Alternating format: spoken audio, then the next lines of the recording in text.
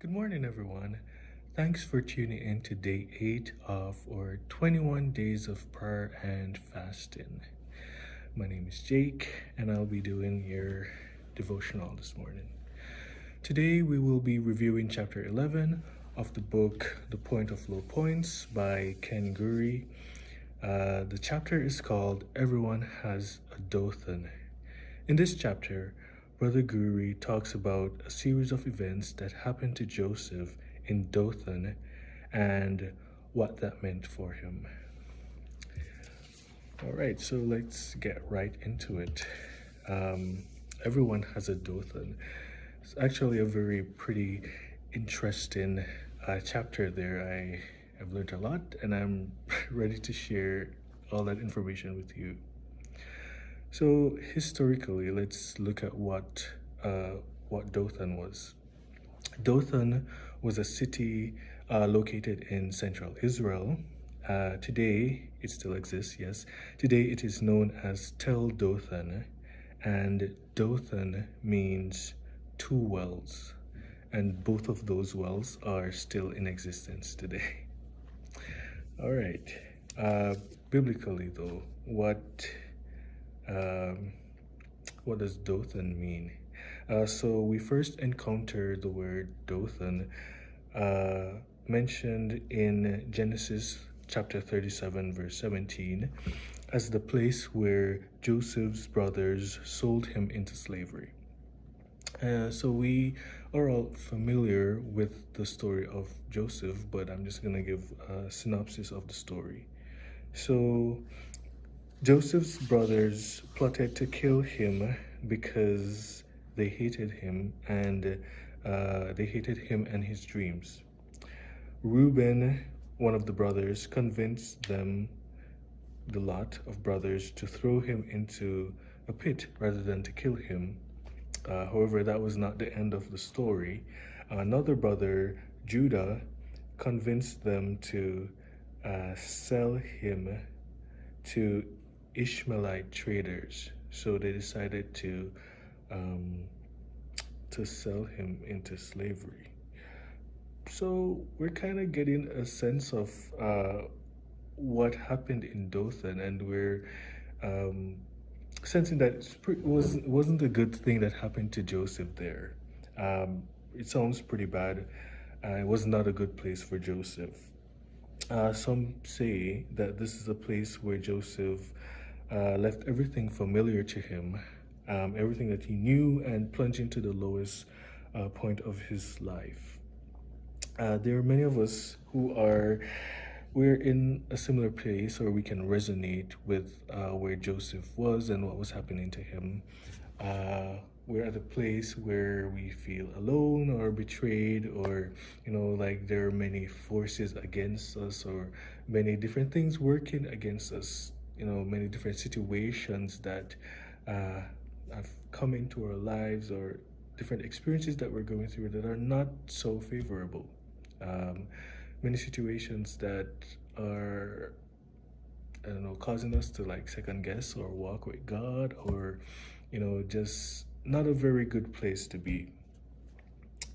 And yes, so God told Joseph to go to Dothan.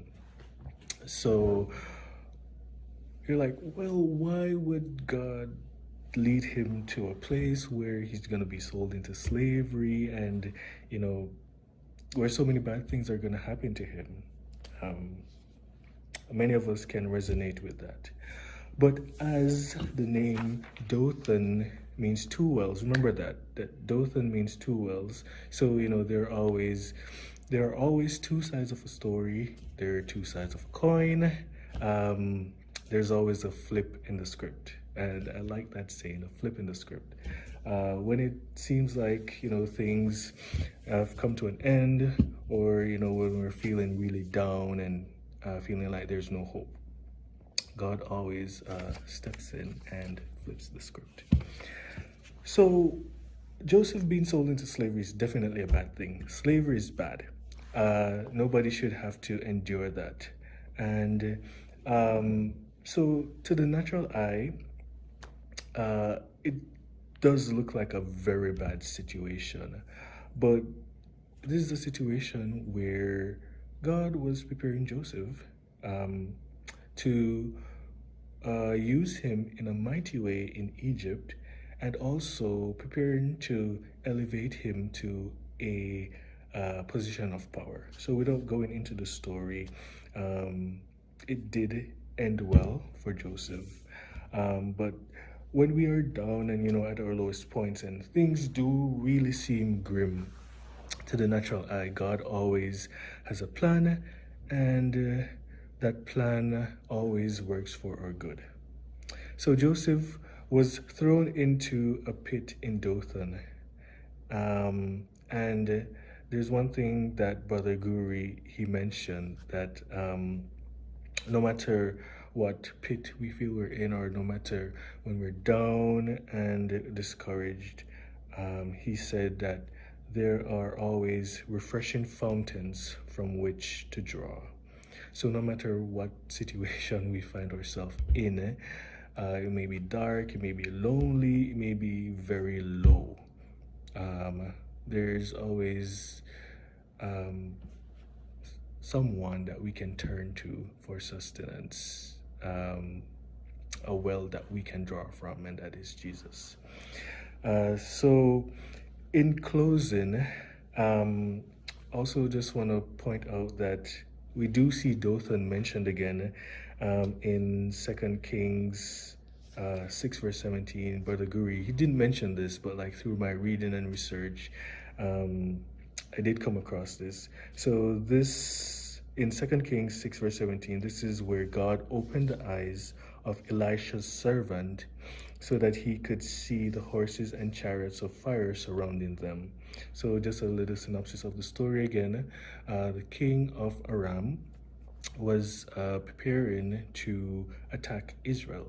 So Elisha, the prophet, he told the king of Israel what was going on. And so when the king of Aram heard what Elisha was doing, he sent his army for Elisha to capture him.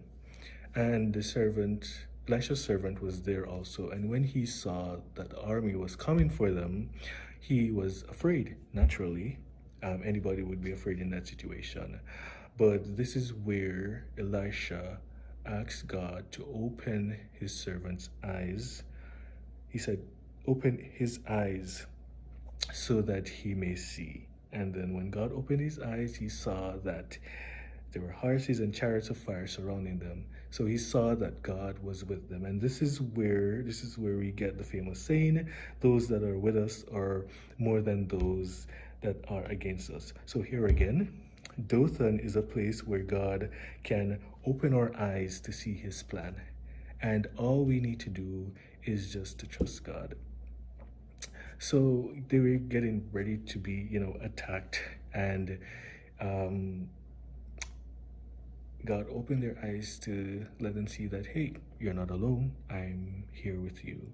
So in our Dothans, when we're low and when we're discouraged and when we feel like we want to throw in the towel and give up, when we feel like, hey, this is the end, I'm over, like there's nothing more, God is saying that, hey, I'm right here.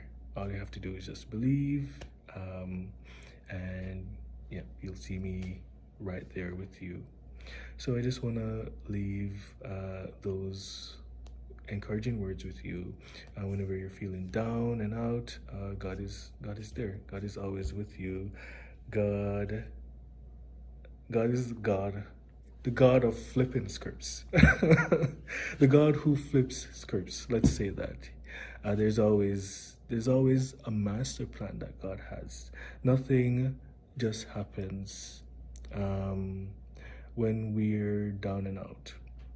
When we're going through our different situations and our different trials, and we call them tribulations as well, God is there with us, and he has a plan to prosper us.